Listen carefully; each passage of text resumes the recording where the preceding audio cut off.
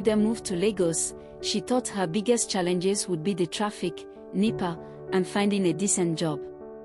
But Lagos had other plans she could never have imagined. Fresh from NYSC and eager to start a new chapter, Ada reached out to Chioma, an old schoolmate who had been living in Lagos for over a year.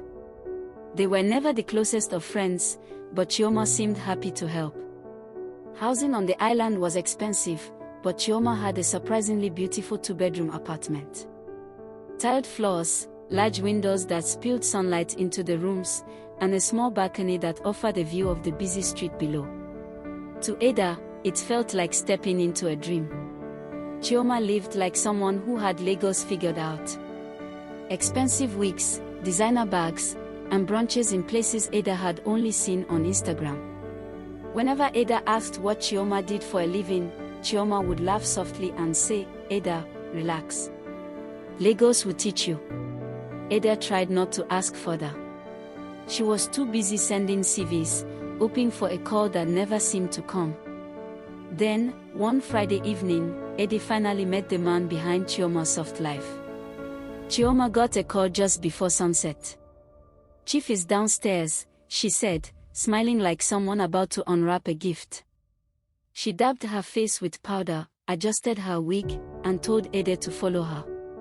Chief was in his late 40s, with a friendly potbelly and the kind of calm confidence that comes with money. His gold wristwatch shone under the lights, and when he spoke, his words carried the easy charm of someone used to getting what he wanted. "Oh, so this is your roommate?" he asked, his gaze lingering a little too long on Ada. "You're welcome, my dear." That night, Chief bought them dinner, plates of fried rice, shawarma, and suya that tasted of luxury. He even slipped Ada some cash as he was leaving.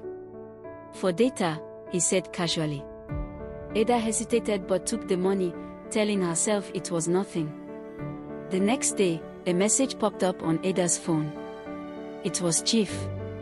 "Good morning, beautiful. Hope you slept well." Ada replied politely, feeling awkward but unsure how to refuse. Not long after, Chief sent her 10,000 naira. By lunch, he wrote. It felt harmless. Ada was struggling to find work, and back home, her parents kept asking if she could help with small bills. What was the harm in accepting a little help? But the messages didn't stop. "When can we see? Hope Chioma isn't disturbing you." One message led to another. And though Ada ignored the invitations to lunch, she still kept the money, each transfer easing her immediate worries but tying invisible strings she couldn't yet see. Then came the night everything changed. Chioma told Ada she was going out to meet Chief. Ada stayed back, scrolling through her phone, tired after yet another day of unanswered applications. She didn't expect to hear the front door open again so soon. When Chief stepped inside, Ada froze. "Good evening, sir," she greeted quickly. "Chioma isn't back yet." Chief smiled, a smile that suddenly felt heavy. "I know. I came to see you." Before Ada could respond, he stepped closer. "Ada, stop pretending," he whispered. "You know you want this too." Ada's heart pounded painfully. "Sir, please, don't." But Chief didn't listen. His hand reached for her arm, his eyes dark with desire. Ada pulled away, fear rising like bile in her throat. She slipped past him, ran into the bathroom, and locked the door, breathless. Inside, her hands shook so badly she could barely dial Chioma's number. "Chioma, please come home," she whispered, her voice cracking. "Chief is here. He tried to touch me." Chioma didn't say much before ending the call. Minutes felt like hours, until finally, Ada heard the door slam. Chief had left. When Chioma returned, Ada rushed to explain, but Chioma's face was a mask of anger. "You see yourself," she spat. "I trusted you, and you went behind my back." "What?" "Chioma, I didn't." "Don't lie. Chief told me everything. You've been flirting with him. You think I'm stupid."